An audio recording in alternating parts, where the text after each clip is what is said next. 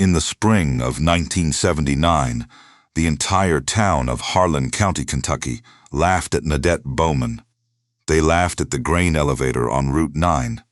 They laughed at the post office on Mill Street, where Darlene Riggs worked the window and had strong opinions about everything from seed prices to the women who made foolish decisions with their dead husband's land. They laughed at the Saturday morning farmers market in the parking lot of the First Baptist Church. They laughed at the feed co-op, where her late husband's brother, a man named Strickland Bowman, bought his supplies every third Tuesday and made sure the story was well circulated before he left the parking lot. What Nadette Bowman had done was this. She had taken $340 of her own money she had saved from selling eggs and extra produce at the market for 2 years. And she had bought 1,000 earthworm casting bins from a soil scientist named Dr. Philip Greer out of the University of Tennessee Agricultural Extension Office. She was going to put them in her tobacco barn, not in the garden, not in a small corner of the property, in the entire tobacco barn, the one her husband's family had used to cure leaf for 3 generations. She was going to fill it with worms. The county had one word for it: grief. Ned Bowman had died in October of 1977 of a blood clot at the age of 49. He had left Nadette the farm, 180 acres of ridgeline and bottomland outside of Bledsoe. A third of it worked, the rest in timber. And he had left her the barn, the equipment, the debt on the equipment, and a tobacco allotment that was getting harder to sell every year as the federal program started tightening. He had left her 2 adult children who lived in other states and called on Sundays. He had left her alone with 180 acres and a barn full of curing sticks and the memory of a man who had known exactly what every inch of that land was supposed to do. And now, 18 months after Ned's funeral, his widow had sold the tobacco allotment to a neighbor for $4,200, bought worm bins with part of it, and announced she was going into vermicompost production. The county laughed for a month. Then it laughed for 2 more years. Then it laughed for 7 more after that, until the summer of 1989, when the tobacco price supports finally collapsed, the way everyone who was paying attention had known they would. When it was dry, when farms that had been in families since the 1930s started selling off equipment at auction. When a man named Strickland Bowman, who ran 90 acres of burley tobacco 3 miles east of Nadette's place, found himself at a bank meeting he had not planned to attend. And when someone noticed something, there was one farm in Harlan County that wasn't at the bank. Let me take you back 10 years. Let me show you what she built. Let me show you who laughed. Dr. Philip Greer had driven up from Knoxville on a Wednesday in February of 1979. He had the worm bins in the back of a university extension truck, flat-stacked and wrapped in burlap, because the temperature had dropped to 28 the night before, and red wigglers don't survive a freeze. He had been running a vermicompost pilot program out of the UT Extension office for 3 years. He had spoken at 11 county extension meetings across eastern Tennessee and southeastern Kentucky. Of those 11 meetings, he had sold exactly 0 bins. Farmers had been polite. A few had asked questions. None had written checks. Nadette Bowman had called his office in January. She had found his name in a soil science journal she had borrowed from the Harlan County Library, the only person who had checked it out in 4 years, according to the card in the back sleeve. She had read his paper twice, then called the extension office and asked for him directly.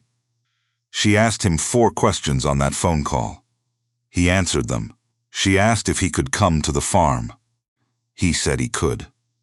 He pulled up to the Bowman place on that February Wednesday, and she was already outside, standing at the door of the tobacco barn with a clipboard. She had cleared out a third of the barn the previous week. The curing sticks were stacked along the east wall. The floor had been swept, and the two old wood stoves were burning because she had read that red wigglers needed the temperature above 55 degrees, and she was not going to let his drive up from Knoxville be wasted. Dr. Greer got out of the truck. He looked at the barn.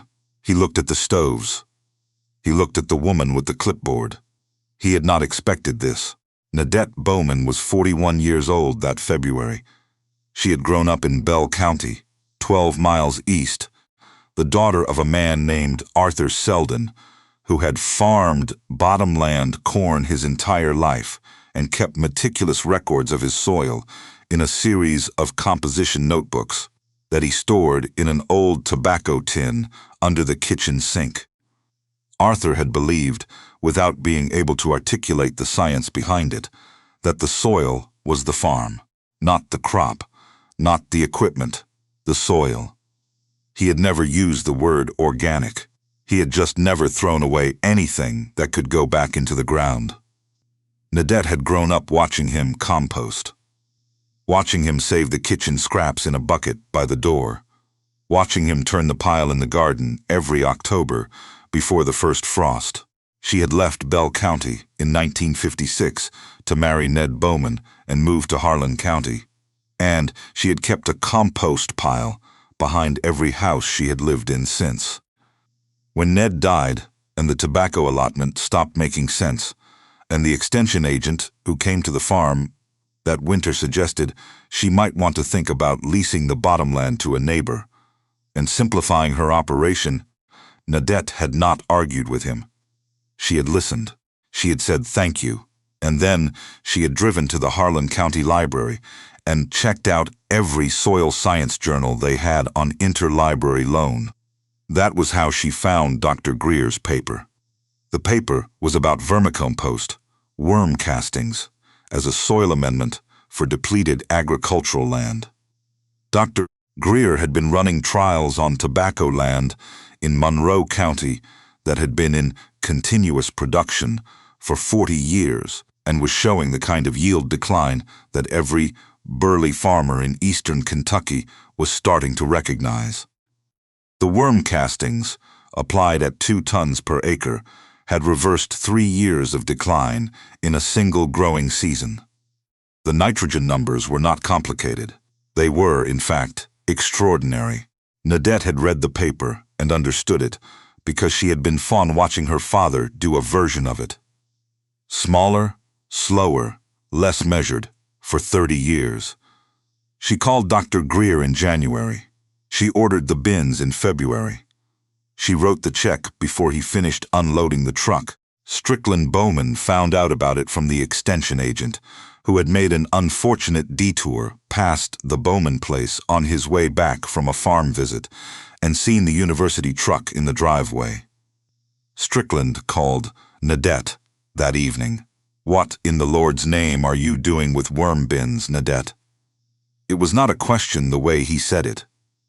"Vermicompost operation," she said, "in the tobacco barn." That's right. Strickland was 56 years old. He had grown up on the land his grandfather had cleared, had farmed it with his father, and then alone had watched his brother Ned do the same thing on the adjacent parcel, and had spent the 18 months since Ned's death quietly, assuming that Nadette would make some version of a reasonable decision about the property. Lease the bottomland. Keep a kitchen garden. Let someone with sense run the worked acres. "Nadette," he said, "Ned's daddy built that barn in 1948. I know when it was built, Strickland, you're going to fill it with worms. 1,000 bins to start. I'll expand if the first year goes the way I think it will." There was a long pause on the line. "Ned would never have done this. Ned's not here to do it," Nadette said, "and I am." The story was at the grain elevator by Thursday morning. Nadette Bowman is filling the tobacco barn with worms. It was at the feed co-op by Friday. By the following week, It had reached the extension office coffee hour, the Saturday market, and that back booth of the diner on Mill Street, where 4 of the older farmers sat every morning and talked about weather and prices and the general decline of good sense in the county. At the diner, a man named Rex Cofield delivered the verdict. Rex was 70 years old, had farmed Burley tobacco for 48 years without interruption, and had an opinion about everything that happened within 15 miles of Bledsoe. "She's grieving," Rex said. "That's all this is. Ned's been gone a year and a half, and now she's gone and lost her mind." The others nodded. They had seen it before. Widows making strange decisions. It was sad, really. By spring, someone with sense would talk her out of it. By fall, she'd be back to something reasonable. By next year, the barn would be empty, and the worms would be gone, and the story would just be one of those things that happened when a woman tried to run a farm alone. This was the story Harlan County settled on. If you have ever watched a community dismiss someone, not because they looked at the evidence and found it wanting, but because they never looked at the evidence at all, stay with me. Because what Nadette Bowman built in that tobacco barn over the next 10 years is the kind of thing that only makes sense when you understand where she started. And the ending that nobody predicted has been sitting in the data the whole time. Nadette Selden had been born in 1938. In Bell County, the second of 3 children. Her father Arthur kept his soil notebooks the way other men kept financial ledgers. Consistently, completely, with the understanding that the record was the point. Each notebook had the date on the cover and the field names on the first page. Each entry had the crop, the yield, the weather, and the amendment. Arthur Selden had started this practice in 1931, the year after the drought that had turned his father's corn to dust, and he had not stopped until the arthritis in his hands made writing impossible in 1974. Nadette had read every notebook by age 14. Her mother, a woman named Ruth Selden, who kept the household accounts and also taught 3rd grade in Bell County for 22 years, had a saying she repeated to Nadette so often it had become furniture in Nadette's mind. The land doesn't lie, people lie, banks lie, government lies. The land tells you exactly what it got and what it didn't get. Nadette had married Ned Bowman in 1956 and moved to Harlan County and kept her own notebooks from the first year. She recorded the kitchen garden. She recorded the soil amendments. She recorded what happened when she added compost and what happened when she didn't. Ned had thought it was charming in the first years of their marriage and had later stopped noticing. He was a good farmer and a good man, and he understood the land the way men who inherit land understand it, from the outside in. Nadette understood it from the soil up. He had never once suggested she was wrong about anything that grew. When he died, she had 17 years of soil notebooks in a tin box in the kitchen. She spent the winter of 1977 and all of 1978 reading every agricultural extension bulletin she could get her hands on about the future of tobacco in eastern Kentucky. What she read was not encouraging. The federal price support program had been propping up Burley production for 30 years. The program was going to change. Maybe not this year, maybe not next year. But the direction was clear, and the direction was down. Nadette did not consider herself a pessimist. She considered herself a person who read the data and planned accordingly. She had spent the fall of 1978 thinking about the soil on her bottomland. It had been in tobacco for 31 consecutive years. The pH was dropping. The organic matter was at 1.8%, which was the kind of number that made extension agents uncomfortable when they said it out loud. The yields were still acceptable, but the trend line was going the wrong way, and Nadette had been watching trend lines in her notebooks long enough to know that an acceptable number going the wrong direction was not a good sign. It was an early warning. That was the fall she had started thinking about the worms. She had read about vermicompost in one of her father's older notebooks, a reference to an article he had read in 1962 about a soil trial in Missouri. He had written 3 words next to the reference. This makes sense. Arthur Selden was not a man who wrote things down unless he believed them. Nadette had remembered that notation for 16 years. Dr. Greer's paper turned the notation into a plan. She spent the winter of 1978 designing the system. Not for a hobby, not for the kitchen garden, for the bottomland, all 60 acres of it. She calculated how much casting she would need to bring the organic matter on those 60 acres from 1.8% to 3.5% within 5 years. She worked backward from the target to the production volume she would need. She drew it out on graph paper at the kitchen table at 5:30 in the morning, before the light came up and the farm work started. That was why nobody understood the bin purchase. They were seeing a widow buying worms for a barn. They were watching a woman execute a calculation she had been running for 14 months. She started the operation on March 15th, 1979, 1,000 bins, red wigglers, Eisenia fetida, ordered from a supplier in Ohio that Dr. Greer had connected her with. The feedstock was kitchen scraps, coffee grounds, cardboard, and the spent tobacco stems and stripped leaf waste from 3 neighboring farms that she had arranged to collect every 2 weeks. The neighbors were happy to have someone take the waste. They thought it was eccentric. They also thought it was free disposal, which it was, and farmers appreciate free. The first month was a learning curve. She lost 11% of her worm population to a temperature drop in the first week, because the stoves weren't maintaining overnight. She added a 3rd stove, pulled from an equipment barn where it had sat unused since Ned's father bought a furnace in 1963. She insulated the lower walls of the tobacco barn with bales of straw she had on hand from the previous fall. She documented everything. A new composition notebook, same format as her father's, date, bin number, temperature, feedstock volume, estimated worm population, casting yield, every day. 7 days a week. By June of 1979, the system was stable.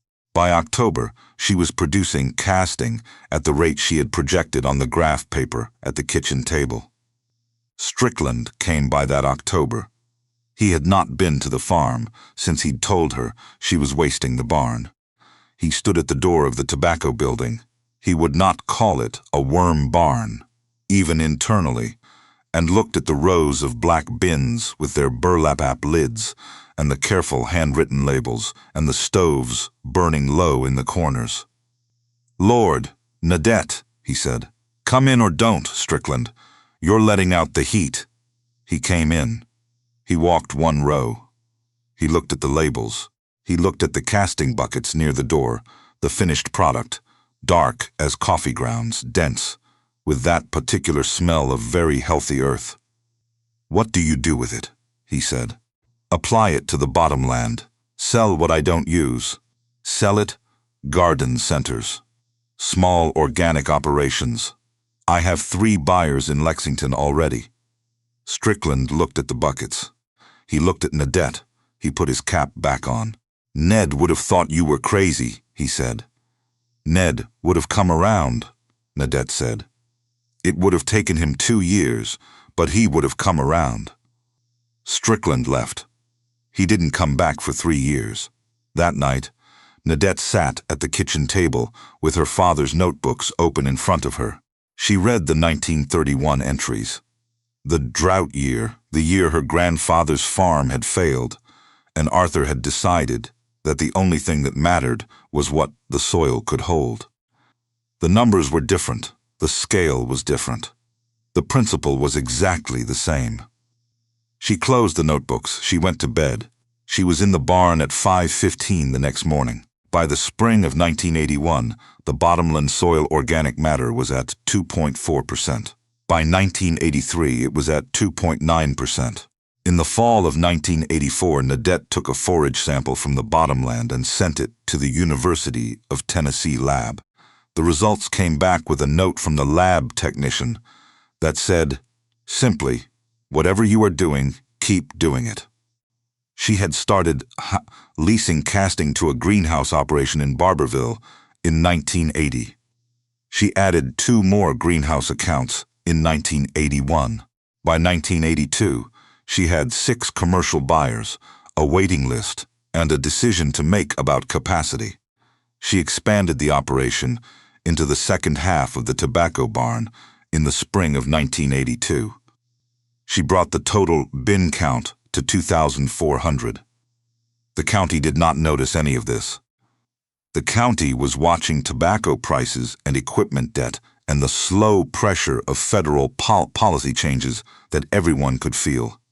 But no one wanted to name out loud. 3 farms in the eastern end of the county had leased their allotments and were trying to figure out what to replace them with.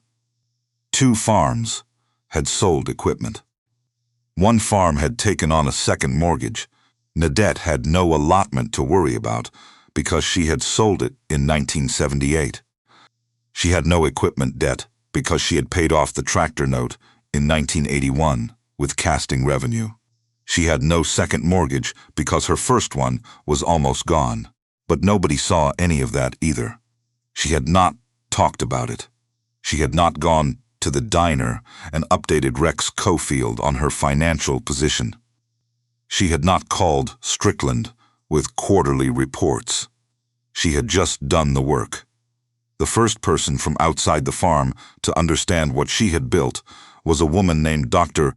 Carolyn Marsh, a soil scientist from the University of Kentucky's College of Agriculture, who had been tracking the early adopters of vermicompost production in Appalachian, Kentucky, as part of a federal land grant study. Dr. Marsh had gotten Nadette's name from Dr. Greer, who had mentioned her, with visible admiration, at a regional extension conference in 1982. Dr. Marsh came to the farm in March of 1983. She spent 2 days there. She walked the bottomland. She took soil cores. She examined the bin operation from one end to the other. She interviewed Nadette for 4 hours at the kitchen table. She went through the composition notebooks, all of them, including ones from her father, with the focused attention of someone who understood exactly what she was looking at. Before she left, she said 2 things to Nadette. July. The first was that the bottomland soil recovery Nadette had achieved in 4 years was something that normally took 7 to 10 years of standard amendment programs, and that she had done it with internally generated inputs on a capital investment of under $400. The second was, "Mrs. Bowman, I want you to understand something. What you've built here is going to matter more in 5 years than it does right now, because right now you have good soil and a working business. In 5 years, when the tobacco program changes, and it will change, you're going to have those things, and everyone around you is going to be starting from zero. I'd like to bring some researchers out here when that time comes. Would that be all right?" Nadette said it would be all right. The Tobacco Price Support Program began its restructuring in 1986. The buyout came in stages, the way these things always do, with enough ambiguity in the early announcements that the men at the diner told each other it would probably be fine. It usually worked out. The government wasn't going to pull the rug out from under families that had been farming this county since before the war. By 1988, the ambiguity was gone. By the spring of 1989, the numbers were on the table, and the numbers were not fine. Burley tobacco contracts that had been worth $1.85 per pound were settling at $1.12. Farms that had borrowed against allotment values that no longer existed were getting phone calls from banks. Rex Cofield, who was 80 years old by then and had seen enough to know when a thing was finished, sold his allotment and his equipment in the same month and told his son to find a different line of work. Strickland Bowman had 90 acres of Burley and a note at First National that he had refinanced twice in 4 years. He was not going to make it through the fall. In June of 1989, a county agricultural agent named Tom Ledbetter drove out to the Bowman farm for the 3rd time in 2 years. He had driven out twice before to talk about diversification options, transition planning, the programs available for farms in transition. Both times, Strickland had told him he appreciated the visit and he was going to be fine. This time, Tom Ledbetter drove past Strickland's gate on the county road and kept going. He turned left at the Ridge Road and went 3 miles east and pulled up to Nadette's place. She was at the barn door when he came up the drive. She was wearing work gloves and her hair was pulled back and she had a clipboard. The same way she had had a clipboard the morning Dr. Greer had pulled up in February of 1979. 10 years later, same barn, same clipboard.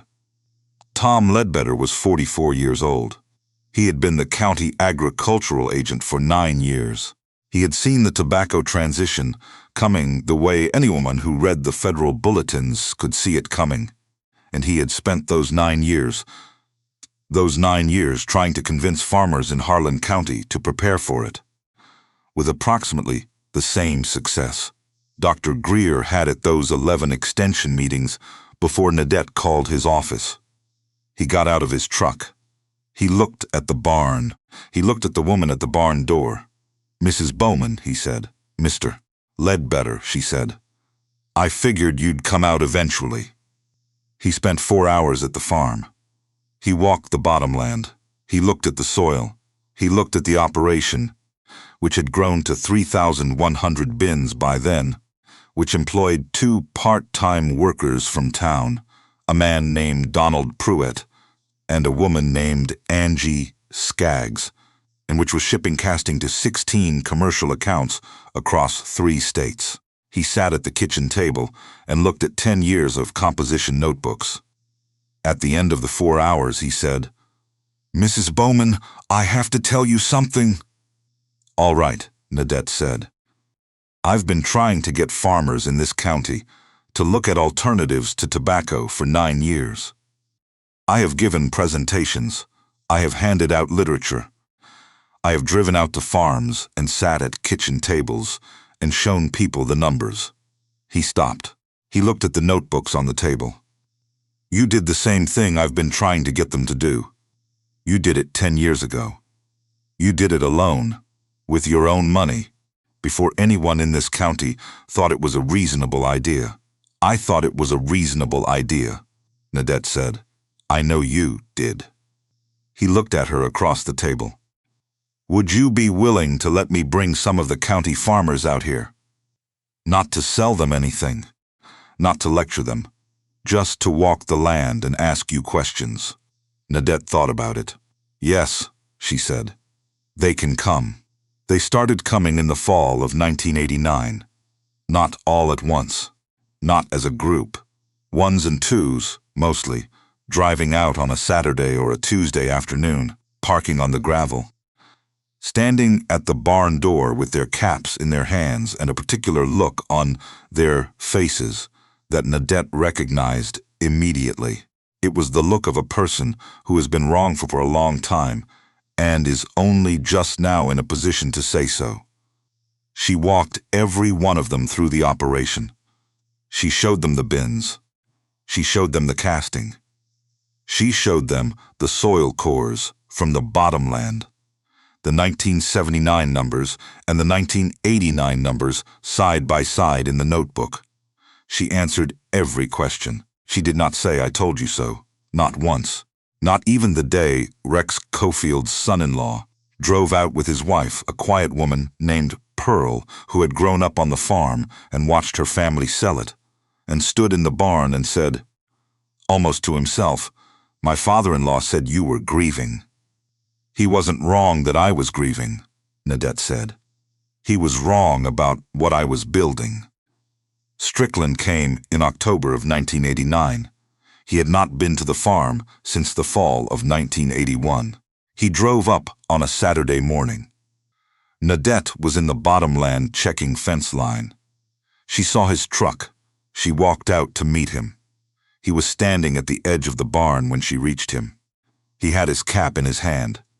"Nadette," he said. "Strickland." He looked at the barn.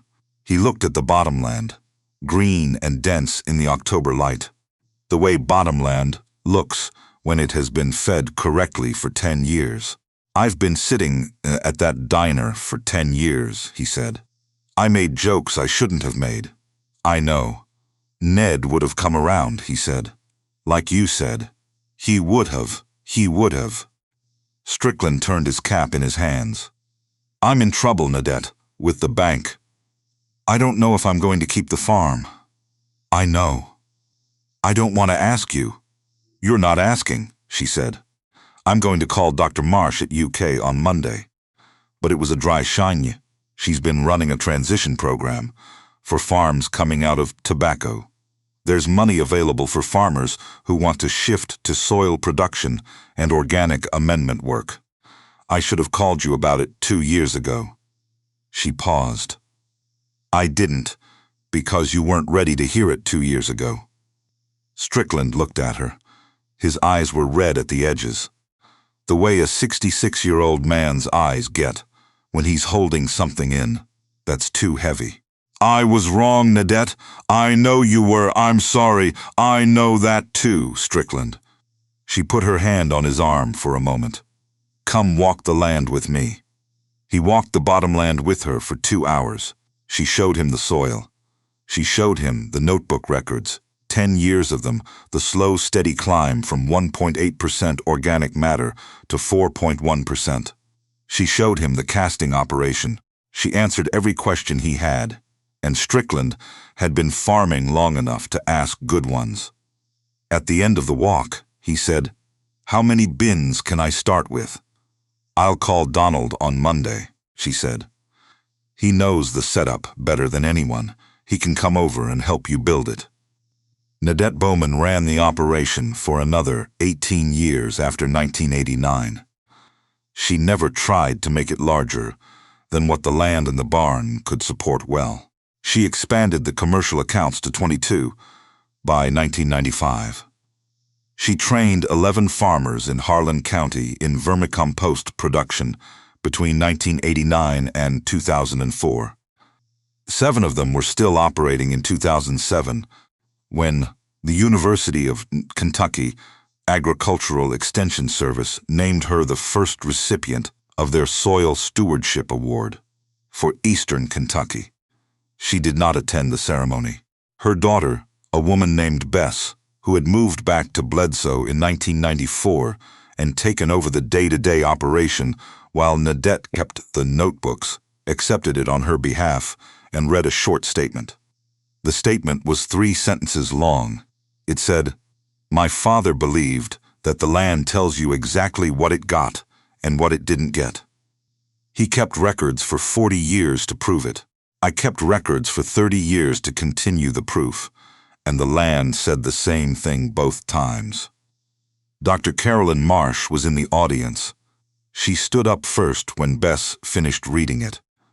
Then the room stood up and stayed standing for nearly a minute. Bess called her mother from the parking lot. She told her the room had stood up. Nadette asked if the food had been good.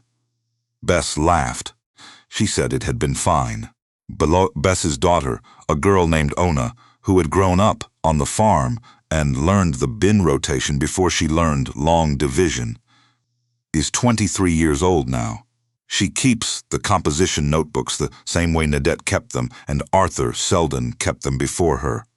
Daily entries, consistent format, soil data, and amendment records, and temperature logs that go back 3 generations. Last spring, Bess put Ona in charge of the new eastern bins for the first time. Ona was the same age Nadette had been when Arthur first handed her a soil notebook and showed her how to read the trend line. Ona wrote the first entry in her own notebook that afternoon. She wrote the date, the bin numbers, the temperature, the feedstock volume. At the bottom of the entry, in the margin, she wrote a line that Nadette had said to her when she was 7 years old and following her grandmother through the barn rows. The land doesn't lie.